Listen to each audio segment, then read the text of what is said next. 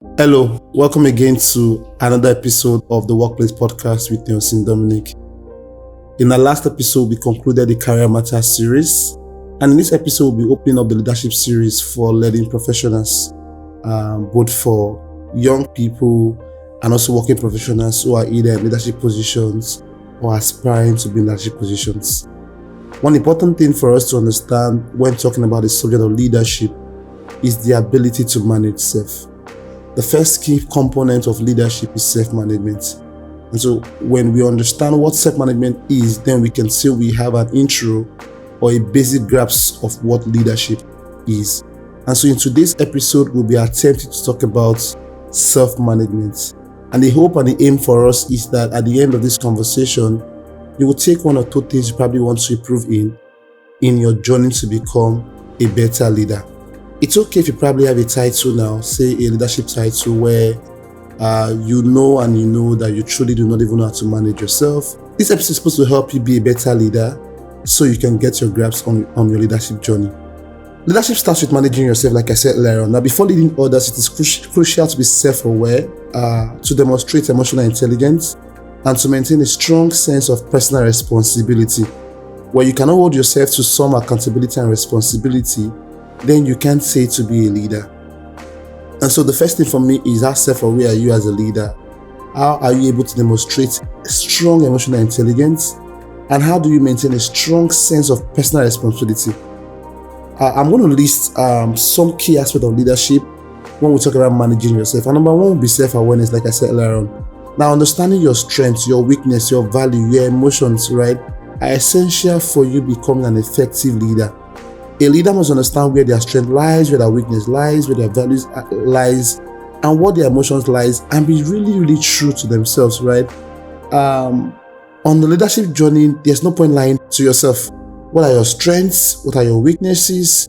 What's your emotion like? How do you manage your own emotions, right? All of these things are what, several factors that come in the self-awareness box. The more self-aware you are as a leader, the easier it is for you to navigate the subject of leadership. Again, emotional intelligence, right? Leaders with high emotional intelligence can recognize and manage their own emotions and then in turn understand and manage the emotions of others. If you don't understand your own emotions, right, it will be difficult for you to understand the emotion of others. So this is a very vital skill in building your own emotional intelligence, right? And it also helps you in building strong relationships, resolving conflicts, and also creating a positive work environment. The subject of emotional intelligence is a very broad and wide one, and there are several specialties, several people who specialize in training for emotional intelligence. And so as a leader, upcoming leader, or current leader, it is important that you take one or two trainings on emotional intelligence to make you a better leader on your journey towards leadership. Number three is continuous learning. Now, leadership is an ongoing journey. It is not a sprint. It's a marathon. The more you learn, the better you are at your leadership journey. When you fail to learn, you become stale. And as the world is moving, the world will leave you behind. And so continuous learning, right, is one important thing for you as a leader in trying to manage yourself. Successful leaders never stop learning. They seek opportunities to improve on their skills and on their knowledge. What exactly are you doing? What's your current skill proficiency? What are the gaps in your current industry, in your knowledge, in your skill set? And how do you put several learning initiatives together to help you close this learning gap? So it's important for you to continuously learn, right, as a way to manage yourself. Another thing is goal setting. Have you clearly defined what your goals are, your personal goals, your professional goals, and how you can stay focused on these goals and stay motivated? Now, setting realistic goals and achievable measures to be able to achieve them is important and a great step towards becoming a solid leader. And so goal setting, like I said earlier on, is really very important as a component for managing yourself. You must be able to set goals for yourself with clear imperatives, clear objectives, clear result areas that you want to see over a period of time. Again, time management. Efficiently managing your time allows you to prioritize your tasks. You don't just pick up everything and do everything because you want to be a leader. You're not everywhere and nowhere at the same time. You're managing your time, you're prioritizing your tasks, you're delegating responsibilities where necessary. Delegation is another important subject. And I say to people, delegating job doesn't make you less of who you are, and that doesn't make you less skillful or doesn't make you weak, right? Delegation is important because it helps you to manage your time as a manager, as a leader, and then you can say you are thereby managing yourself properly. And so where important, where necessary, you should see that you are maintaining a healthy work-life balance. Again, adaptability. Now, change is inevitable, right? One important thing for us to note is in 2020, COVID happened. And so a lot of change came with it in the workplace, in our personal lives, right? Now, for leaders who were not able to adapt to these changes and the changes that the workplace brought to us, they were easily fizzled out. And so the question I ask is, how adaptable are you? If we have another pandemic today, would you be part of those leaders who will be fizzled out or not? When there's a change in leadership in your organization, when there's a change in structure, a change in direction, are you part of those who sit to grumble and begin to, or you chart a different course, or you find a way to adapt to be able to get results also from that situation? So adaptability is very important, right? Now, being open to ideas and willing to adjust, your approach where necessary will make you a successful leader. Again, resilience.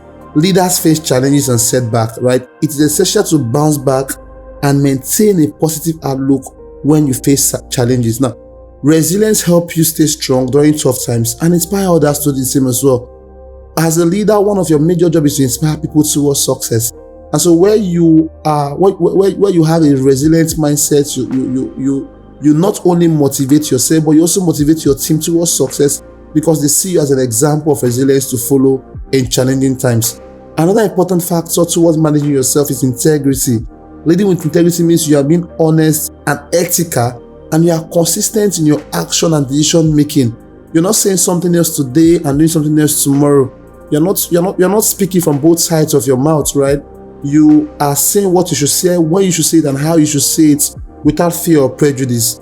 Integrity goes a long way. Trust is the foundation of strong leadership, and integrity is a key element to earning and maintaining trust. I say that again. Trust is a key foundation of strong leadership, and integrity is a key element to earning and maintaining trust. Another thing for us to look at in managing self is your communication skills. How effective are you in your communication, right? Effective communication is at the core of leadership. Now, you practice active listening. A lot of us listen to respond, not to understand. Now, a lot of us do not even know how to listen. And so practicing active listening and learning to articulate your thoughts clearly and concisely to convey your vision, your idea, whether in a verbal or written form, is a core skill that every leader should have. And so in developing yourself, in managing yourself as a first step of being a leadership skills, is that point where you should develop your communication skills, the ability to put your thoughts together, the ability to put your thoughts clearly and concisely to convey your vision, your ideas, to inspire others, is a very important piece in managing yourself. And finally, decision making. For every phase of your life as a leader, you'll be crossed with several instances where you have to make decisions. And so you must take tough decisions when necessary. So being well informed, considering different perspectives, and taking calculated risk are essential components in being able to make effective decisions. Now, all of these several factors I've mentioned are important in your journey towards managing yourself, which is the first component of leadership. It's not about picking up a title. It's not about managing or driving others. It is first managing yourself and building all the right skills, experience, competencies that you need towards becoming a leader. This is where we draw the curtain today on the subject matter, managing yourself, as the first conversation in our leadership series. In our next episode, we'll be looking at managing others as a way to help you as a leader, either as a current leader or an aspiring leader, in becoming a better leader in our leadership series. Thank you for listening to this episode. We hope you got more value than expected. If you have any question, comment, or suggestion, please reach out to us. I'll be more than available to help you and to provide clarity. Do not forget to follow us on all our social media platforms, on LinkedIn, Twitter, and Instagram as The Workplace Podcast with Nelson Dominic. Also, please tune in to listen to our several episodes on all our audio streaming platforms as well as on YouTube. This is the Workplace Podcast with Dominic, navigating the workplace one episode at a time.